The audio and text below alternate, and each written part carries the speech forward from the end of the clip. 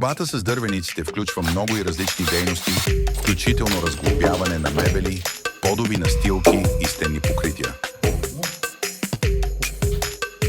Не е само пръскане, но като се стигне до там, нашите професионални препарати действат за секунди.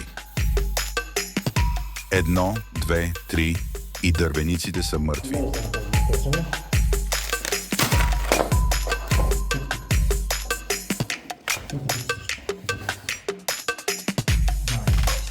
Дори когато става дума за сериозна инфестация като тази, която не е била адресирана месеци и дори години наред.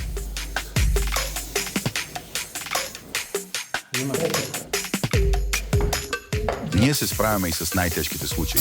За целта трябва да открием всички гнезда на дървениците.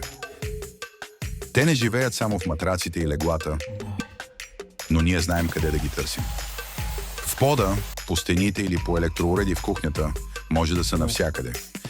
В пролуки край стара дограма, зад лайсни на паркета.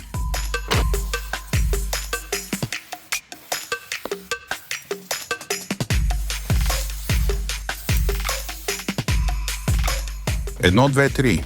И са мъртви. За дивани по матраци не пропускаме нищо. Едно, две, три. И са мъртви с чупка в кръста.